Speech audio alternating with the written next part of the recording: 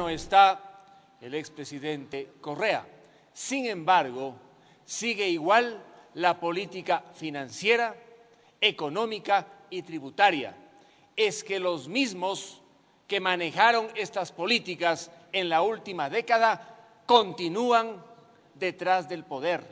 Y eso explica por qué las buenas intenciones del presidente se diluyen en más impuestos, en más controles, en más supervisiones, en una forma sistemática de asfixiar a quienes generan riqueza, bienestar y sobre todo empleo en el país. Decía el presidente de la comisión que no existe en este proyecto una visión estructurada en lo económico del destino al que debe dirigirse el país. Sí hay una visión en lo económico, en lo financiero y en lo tributario, la misma que se aplicó durante 10 años. Lo que falta es una nueva visión que le dé al país un futuro diferente, con niveles distintos de confianza, inversión, producción y generación de empleo. La ley que hoy discutimos, como dijo brillantemente el asambleísta Henry Kronfle, no es una ley de reactivación, es una ley fiscalista. Y resulta paradójico que se incrementen impuestos cuando la economía está prácticamente estancada. El magro crecimiento que se observa para el próximo año no será un crecimiento económico real después de 2 años de recesión. Resulta igualmente paradójico que los esfuerzos que se hacen en el ámbito de la política comercial para integrarle al país finalmente sean ajustados desde el Ministerio de Economía para impedir, por ejemplo, que puedan bajar aranceles cuando existan estos propósitos de vincularle comercial e internacionalmente al país.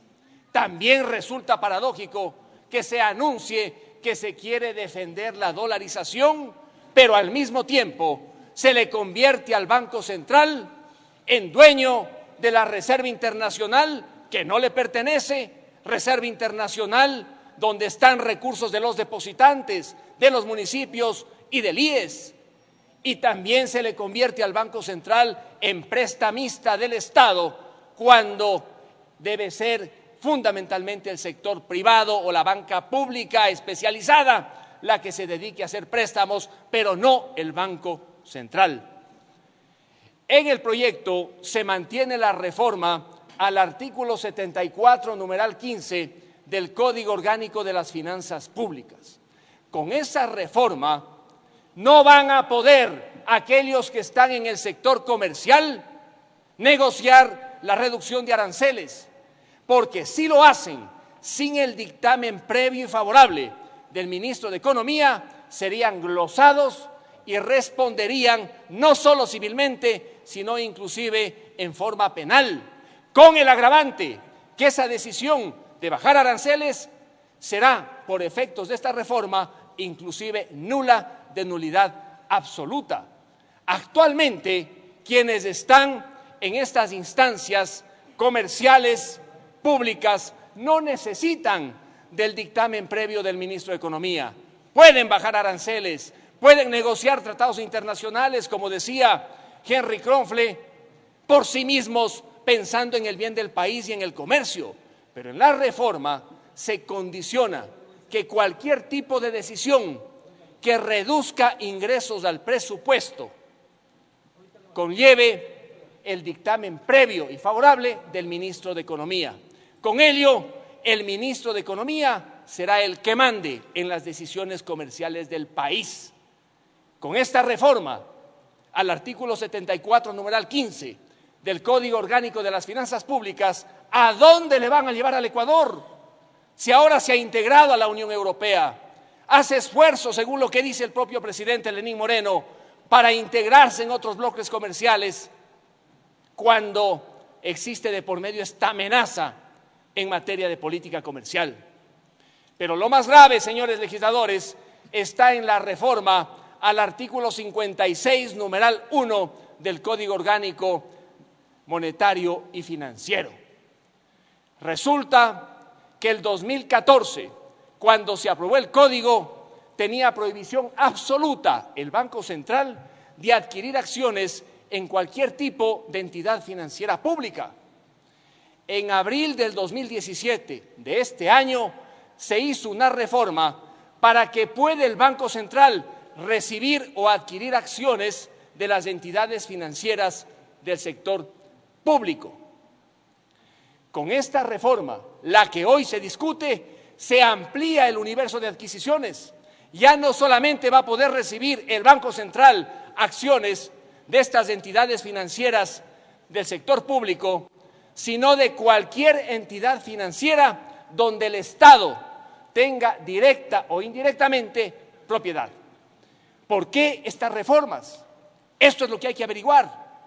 Resulta que de la deuda que tenía el gobierno con el Banco Central de 5.800 millones de dólares, 2.100 millones de dólares fueron pagados por el gobierno con acciones que entregó la Corporación Financiera Nacional a través de la figura de la dación en pago.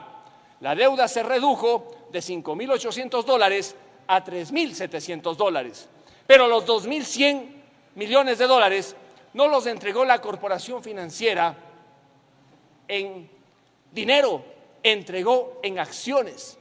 Y entre esas acciones están las del Banco del Pacífico. Y resulta que el Banco del Pacífico no está dentro de este tipo de entidades financieras públicas que menciona la reforma de abril del 2017.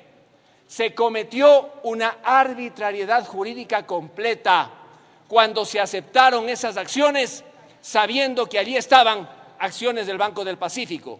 Con la reforma que hoy se discute, se quiere legalizar esa arbitrariedad. Estarán, por supuesto, aquellos que participaron en la negociación nerviosos porque saben que en el informe que actualmente está concluyendo la Contraloría General del Estado podrían establecerse responsabilidades civiles por el perjuicio a una entidad pública.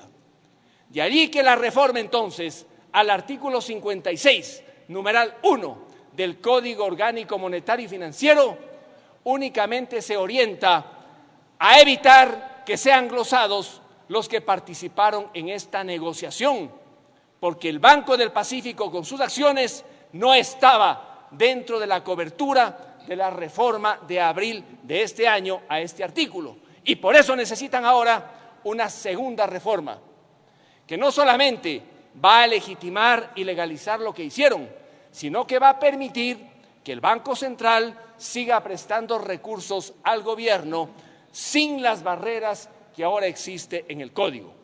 Señores legisladores, convirtiéndose el Banco Central en una entidad que le presta al gobierno y le presta los recursos que no le pertenecen, porque en la Reserva Internacional están los depósitos de los bancos, están los recursos de los municipios, de los consejos provinciales, del Instituto Ecuatoriano de Seguridad Social, se lastima a la dolarización.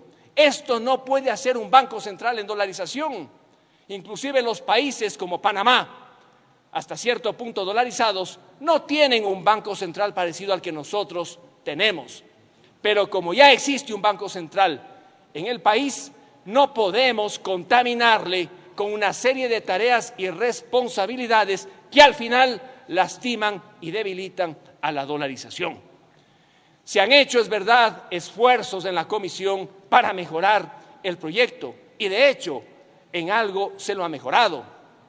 Yo escuché con beneplácito que en la comisión se ha resuelto rechazar varias de las reformas propuestas por el Servicio de Rentas Internas, entre ellas la que hacía a los accionistas responsables solidarios de las deudas de las compañías. Está bien que hayan rechazado, porque no se puede en el país permitir abusos como los que cometen los jueces de coactiva cuando, sin levantar el velo societario, trasladan las deudas de las compañías a sus socios o accionistas. El artículo 17 de la Ley de Compañías es absolutamente claro. Si un juez coactivo quiere cobrar deudas a los socios de una compañía, tiene previamente que levantarse el velo societario por un juez de derecho que declare que estos socios abusaron de la personalidad jurídica. Lamentablemente, esto no suele ocurrir. Y si pasaba la propuesta que traía el proyecto inicial, la situación se hubiera desbordado tanto que la inseguridad jurídica no hubiera garantizado los niveles de inversión que se necesitan en el país. Señor presidente, yo hago un llamado a los legisladores para que en el segundo debate se acojan las reformas que ha planteado el asambleísta Henry Kronfle para dar confianza al país y a todo aquel que quiere invertir para generar empleo, trabajo y crecimiento económico. Muchas gracias.